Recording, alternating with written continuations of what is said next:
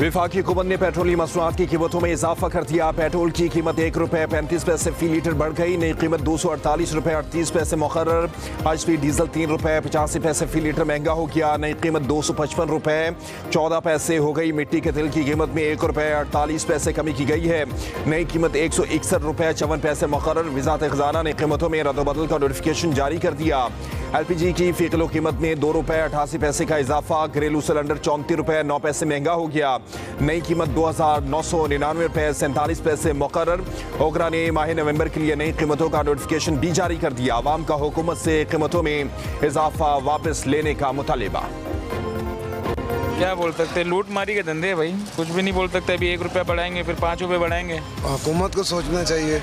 हम तो मजबूर हैं, हमें तो पेट्रोल डलवाना है ना, तो ये इनको सोचना चाहिए कि थोड़ा सा कमी रखें।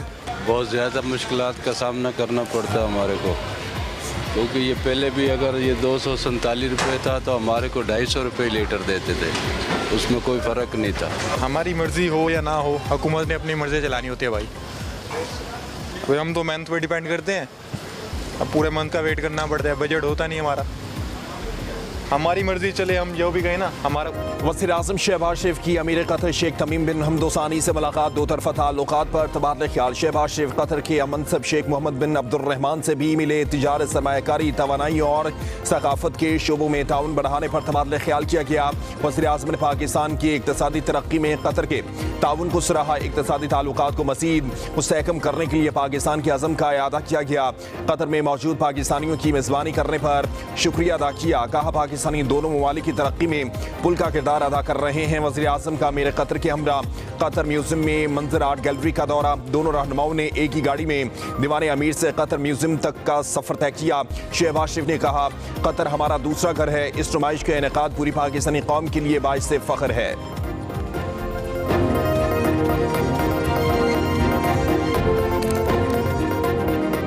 पाकिस्तान के अरकान पार्लियामेंट का वज़ीर आज़म शहबाज शरीफ को खत। कांग्रेस अरकान के अमरीकी सदर को लिखे गए खत पर इज़हार तशवीश। कहा 62 कांग्रेसी अरकान का अमरीकी सदर को खत पाकिस्तान के अंदरूनी मामलात में मुदाखलत के मुतरादिफ है। पाकिस्तान के अंदरूनी सियासी मामलात की गलत अक्कासी की गई। खत पाकिस्तान की एक मखसूस सियासी जमात के बयानिए को तक़वियत देता है। खत में मखसूस सियासी जमात की जानिब से मिस इन्फॉर्मेशन की बुनियाद पर लिखा गया।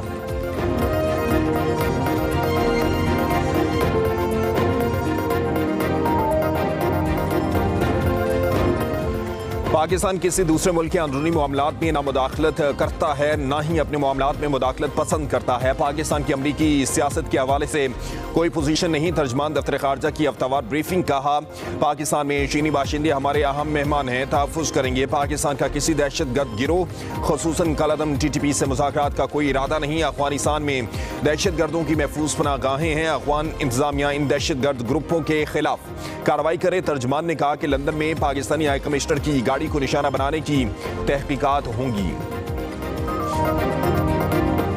लाहौर में फसाई आलूदगी बरकरार। ग्रीन लॉकडाउन भी नाफिज। शिमला पहाड़ी से रेलवे स्टेशन, एजर्टन रोड, एबर्ट रोड और एम्प्रेस रोड भी हॉटस्पॉट एरिया डिक्लेयर। नवाही इलाके भी फहरिस्त में शामिल हैं। इन इलाकों में तामीराती कामों पर मुकम्मल पाबंदी। कमर्शियल जनरेटर्स नहीं चलाए जाएंगे।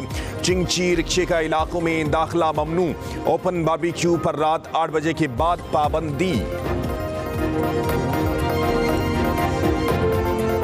सेनेट और कौमी असम्बली के अलग अलग इजलास आज होंगे। सेनेट इजलास सुबह 10:30 बजे होगा।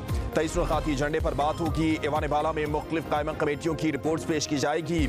कौमी असम्बली का इजलास 11 बजे शेड्यूल। 6 नुकाती एजेंडा भी जारी।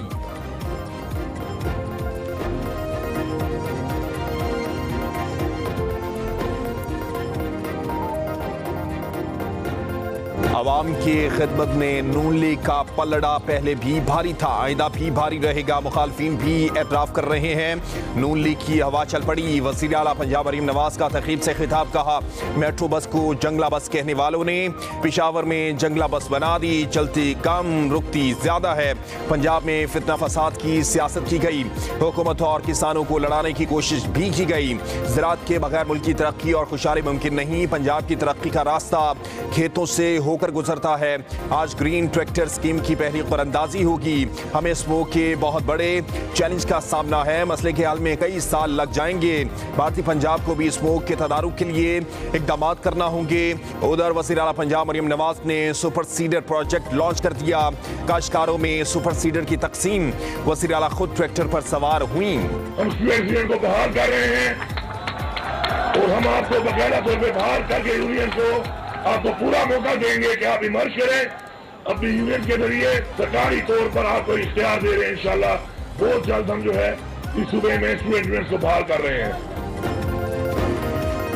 वज़ीर आला के पी अल यमीन गन्नापुर का सूबे में तुलबा यूनियन बहाल करने का ऐलान। पिशावर में तकरीब से खिताब में बोले, कौम के नौजवानों ने लीड करना है। तुलबा यूनियन को बहाल करके लीडर्स पैदा करेंगे। आज़ादी मांगने पर हमें जेलों में डाला जाता है। हमारी हकीकी आज़ादी की जंग जारी रहेगी। इस हफ्ते फैसला कुन तहरीक के लिए निकलेंगे। महरूमी कौमों को नीचे ले जाती है। आपको नाकामी से सीखना होगा। मेरिट पर काम हो तो सारे मसाइल हल हो सकते हैं। मुल्क कर्जों में डूबा है, कोई खुद मुख्तारी नहीं।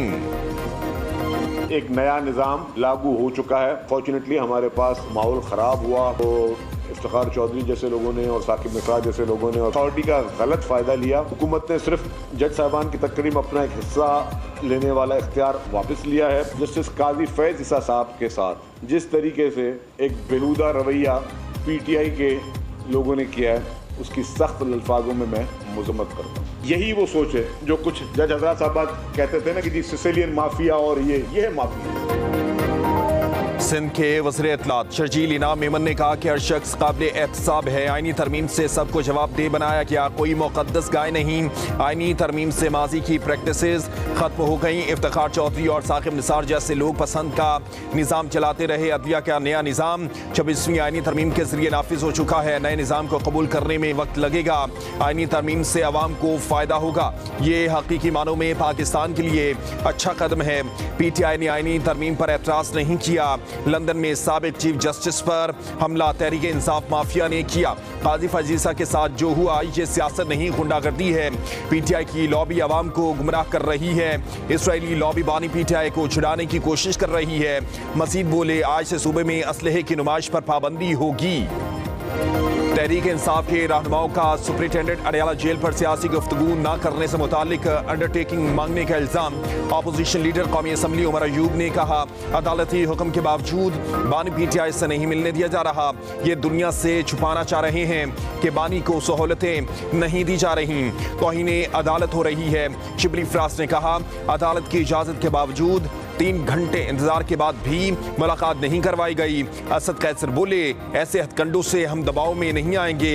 ये आपकी गलत फहमी है। सदर पाकिस्तान आसिफ अली जरदारी का पांव फ्रैक्चर हो गया। डॉक्टर्स ने चेकअप के बाद सदर जरदारी के पांव पर 4 हफ्ते के लिए कर दिया है। मुकम्मल आराम का मशवरा। सदर पाकिस्तान का दुबई एयरपोर्ट पहुंचने पर जहाज से उतरते हुए पांव फ्रैक्चर हुआ था।